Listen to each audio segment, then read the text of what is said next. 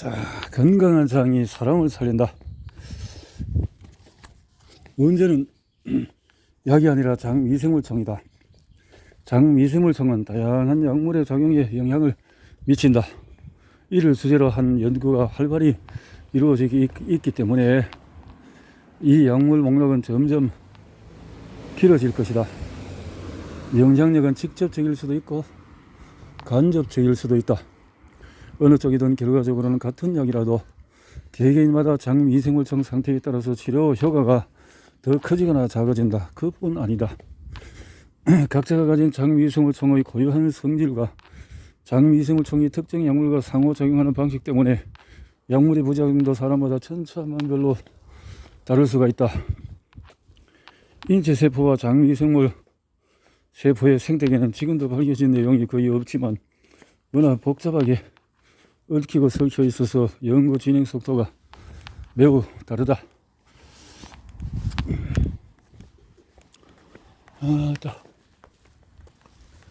매우 다르다. 인체세포에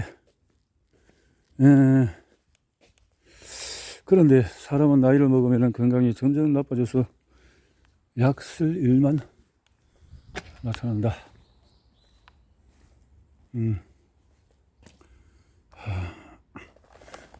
타이레놀이라는 상품명으로 더 유명한 아세트아미노펜은 1950년대부터 진통 해열제 상비약으로 전 세계인의 사랑을 받아왔다.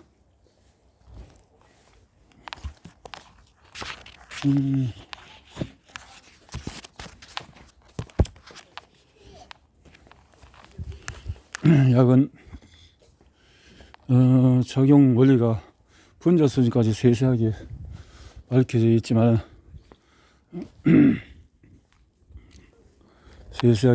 있지만 그래도 드러나지 않은 부분이 존재한다. 바로 왜 사람마다 약효와 부작용의 차이가 나는가이다. 미국에서는 아세트아미노펜 과용이 급성 간부전을 일으키는 것이 적지 않지만 전체 증례의 20% 정도는 그 근본 원인을 모른다.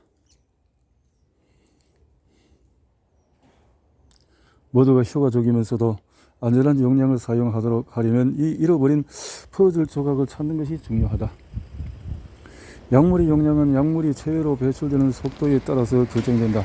약물 배출이 빠르면 표적 장기나 혈종에 존재하는 약물이 충분히 수준으로 유지하기 위해서 더 많은 양을 투여해야 할 것이다. 반대로 약물이 체내의 예상보다도 오래 머문다면 부작용과 과량 투여의 위험이 높아지게 되어진다. 약물의 체외 배출 속도는 간이 약물을 얼마나 빨리 처리하는가에 따라서 달라진다. 간은 대표적인 해독장기다. 음식이나 약물이 위장관에서 분해되거나 인체세포와 장미생물이 이것을 대사시키면 여러 화학물질이 만들어지는데 이런 화학물질은 컨베이 벨트에 실려서 한 방향으로 이동하는 물건처럼 단순하게 처리가 된다. 그런데 간의 해독 원리는 이와 상당히 다르다.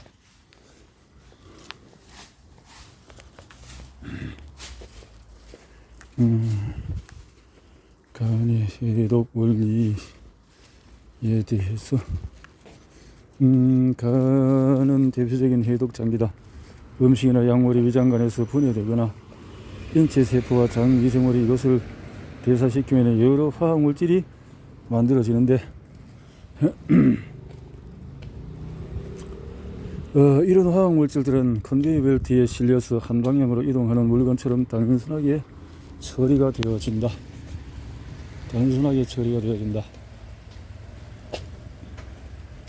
그런데 간의 해독 원리는 이와 상당히 다르다. 간의 해독들은 유해성이 의심되는 화학물질에 일종의 꼬리표를 붙인다. 우선적으로 내보낼 물질의 표시부터 해두는 것이다. 이 화학물질 처리 속도는 사람마다 타고난 유전자 구성과 체내에 존재하는 다른 화학물질의 양에 따라서 달라질 수가 있다. 간의 선별 작업 대기 라인에 있는 화학물질이 많으면 부하가 걸려서 일이 밀린다. 그런데 간에서는 이런 화학물질들이 줄을 서서 얌전히 기다리는 게 아니라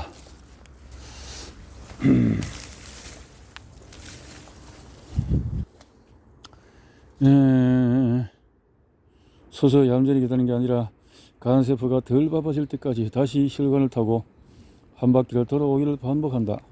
한 바퀴를 더 돈다는 것은 인체가 이런 화학물질에 더 노출된다는 것을 의미한다.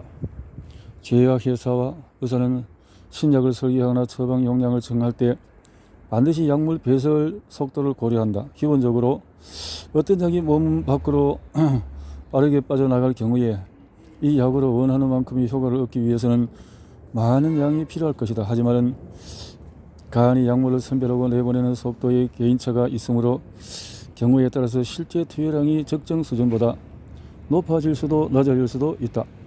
어떤 사람이 병 치료를 위해서 약을 처방받았다고 치자. 그런데 이 사람의 간이 약물을 처리하는 속도가 평균보다 느리다면 실제로 투여한 약이 계획된보다 많아진다.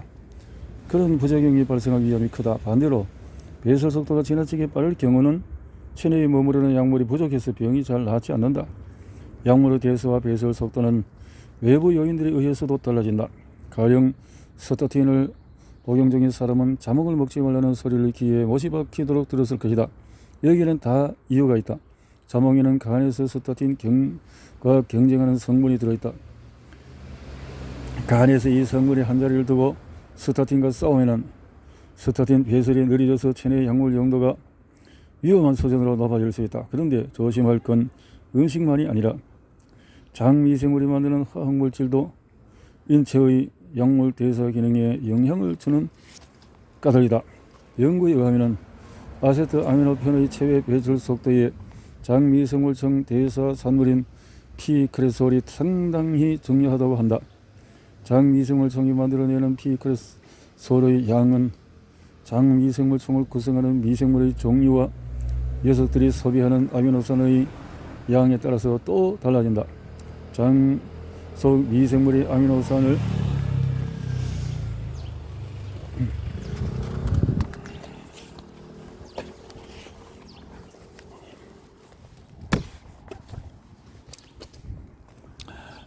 대사시킬 때 만들어지는 부산물이 피크레솔이기 때문이다.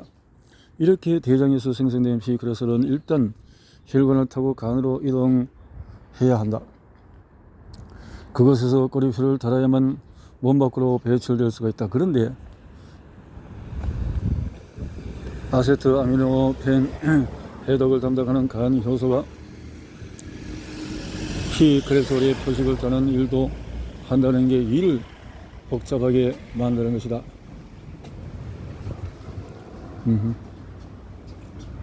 만드는 것이다.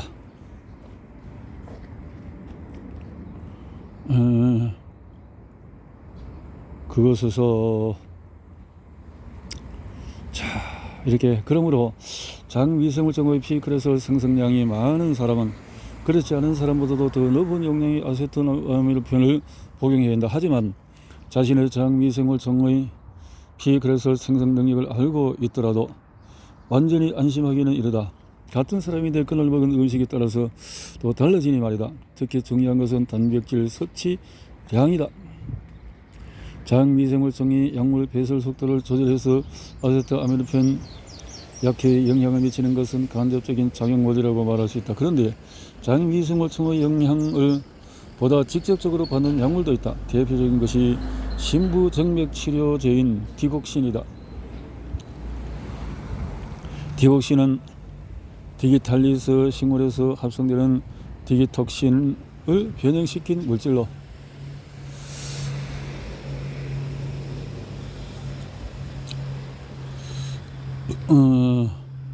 디기탈리스 약초는 심장질환 치료제로 사용된 역사가 수백 년을 넘는다. 디톡신을 원재료로 만들어진 약물들은 치료 범위가 좁다는 흠이 있다. 이 말은 치료에 효과적인 용량과 인체에 유독한 용량이 한 끗 차이라는 뜻이다. 들린 소문으로는 고흐의 낯빛이 황록색을 띠었던 게 다 디톡신 독성 탓이라고 한다. 자신의 주치의가 보라색 디기탈리스 줄기를 들고 있는 모습을 그린 가시의 박사의 초상에서 거구가 노란색을 아낌없이 사용한 것도 뭔가 석연치 않다. 현재로서는 거구의 주치의가 디지털리스를 가령 처방했다는 설이 가장 유력하다. 하지만 한편으로는 거구의 장미생물 총의 디지털리스 부작용을 완충할 견주가 부족했다는 가능성도 배제할 수가 없다. 이렇게요. 그림에 따라서 볼 수 있군요.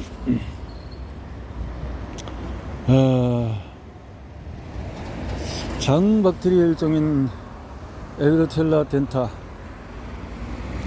덴타는 디옥신을 불활성화시키는 유전자를 가지고 있다.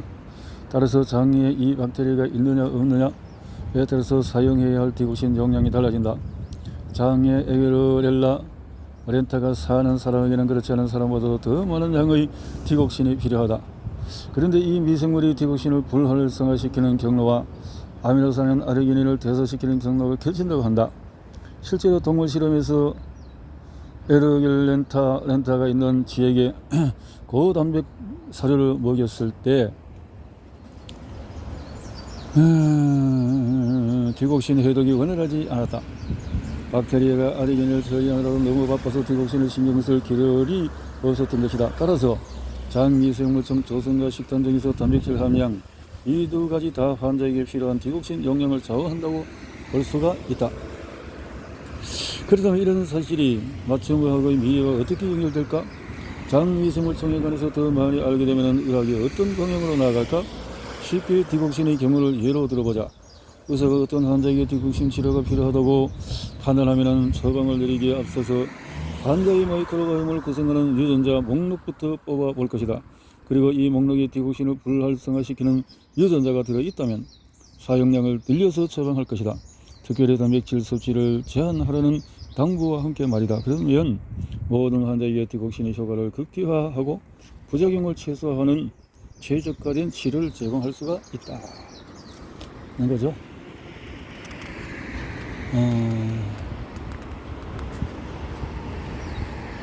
그렇게 되는 거죠.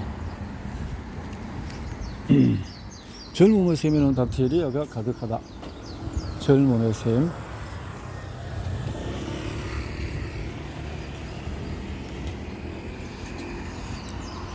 사람은 누구나 청년기가 지나면 늙는다는 것을 몸으로 느낀다. 체력이 붙이고 자주 깜박깜박하며 눈독이도 서서히 어두워진다. 그런데 우리가 체감하지 못해도 몸속에서는 노화가 진행된다. 면역력 저하, 염증 성향 증가, 장미생물종 변화의 형태로 말이다. 누구도 세월을 피해갈 수는 없다. 하지만 열심히 노력하면 나이 때문에 건강이 나빠지는 것을 미루거나 늦출 수는 없다. 장미생물총은 인체의 대사 기능과 면역계 모두에게 밀접하게 관련되어 있어서 노화에도 영향을 미친다. 따라서 변화에 적응이 빠르다는 장미생물총의 성질을 역으로 이용하면 신체 노화를 최소화해 노년을 보다도 건강하고 활기차게 보낼 수가 있다.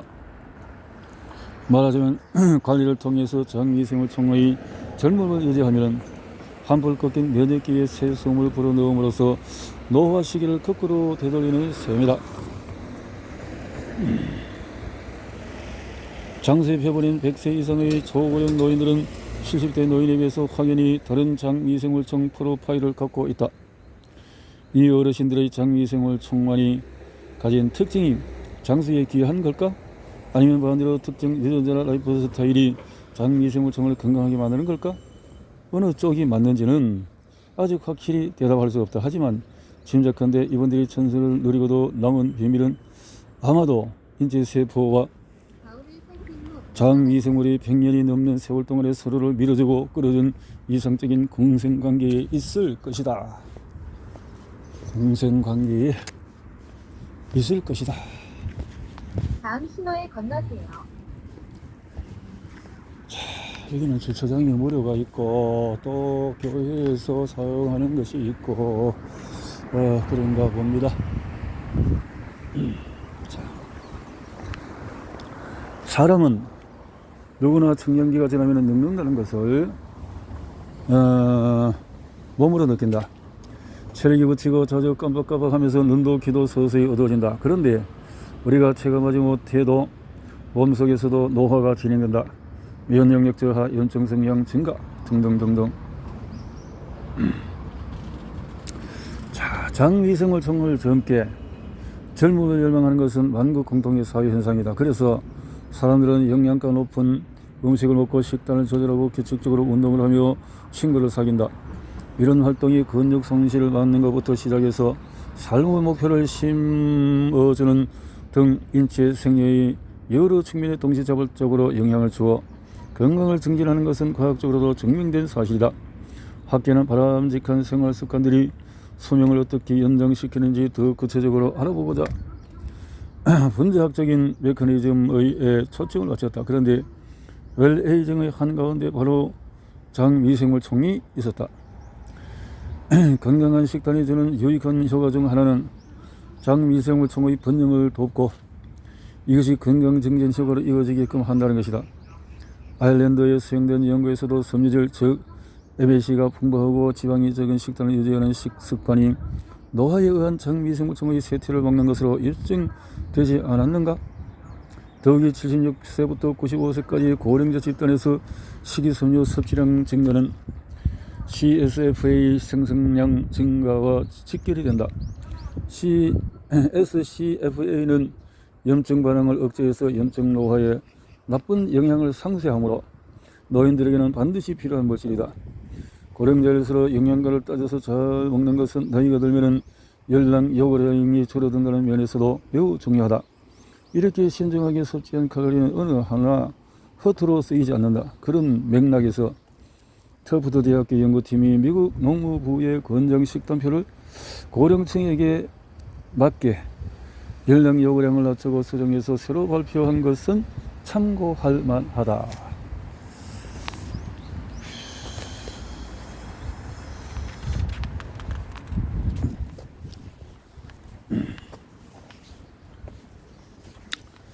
과체류 비중이 크고 특히 섬유질이 풍부한 전곡류와 콩류가 강조됨을 알 수가 있다. 잘 먹음으로써 장미생물총 노화를 늦추는 데에는 프로바이오틱스도 훌륭한 보조 수단이다. 전 세계적으로 인구 고령화 추세를 감안하면 프로바이오틱스가 고령자에게 주는 효과를 조사하는 연구가 점점 활발해질 것이다. 현 시점에서는 프로바이오틱스의 효능에 늙어가는 면역기를 힘을 실어주는 데 있는 것으로 짐작이 된다.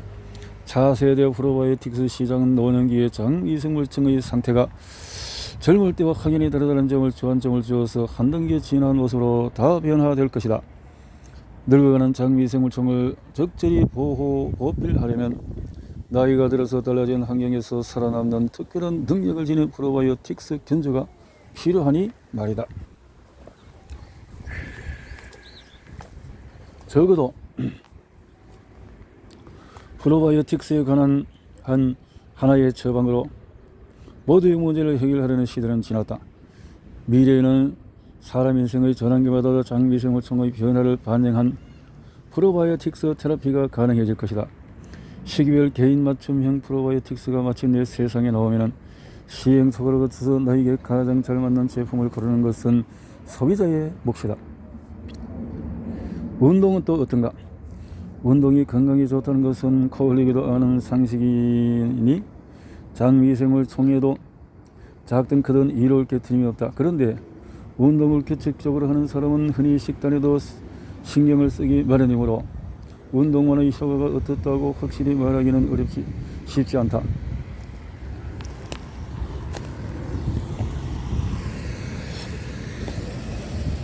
쉽지가 않다.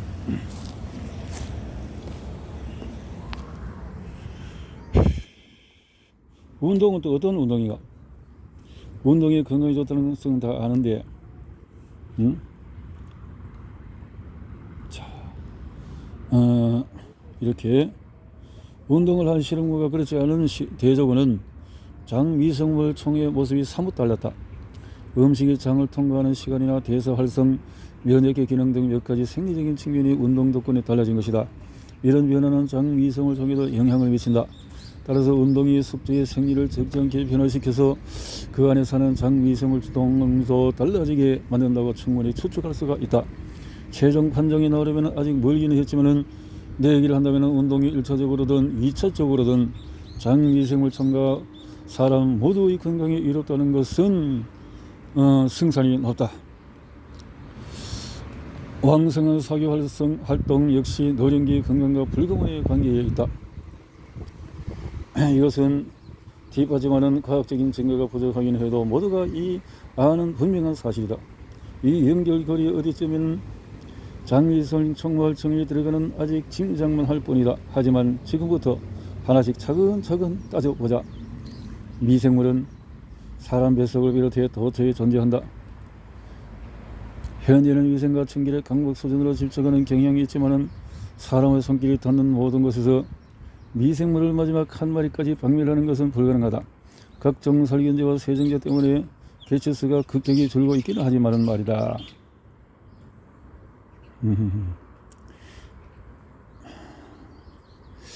아이디어를 장미생물청에 미친 과학자의 망상이라고 치부하기 전에 한마디만 더 들어주기를 바란다. 날씬한 질 비만지와 한우리에서 사육한 동물 실험에서 날씬한 장미생물청이 비만지의 뱃속에 안착하자 비만군이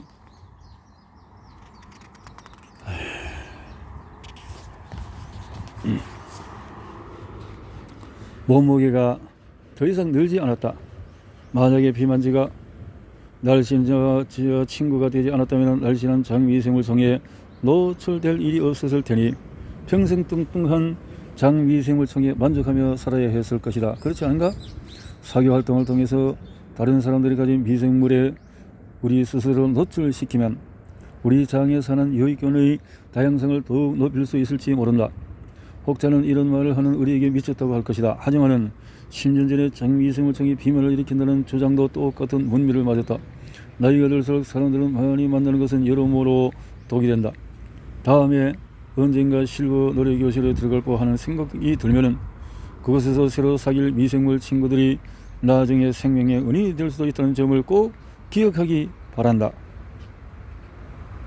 여러모로 독이 되는 게 아니고 여러모로 득이 된다, 도움이 된다. 이 글자가 우리 한글 글이 희미해서 자, 사람을 많이 만나는 것은 미생물의 교류가 많기 때문에 어쨌든 이렇게 만남을 통해서 교류를 통해서 미생물군을 키워나가는 것이 큰 유익이 될 것이다 라는 것을 여기서 볼 수 있었습니다.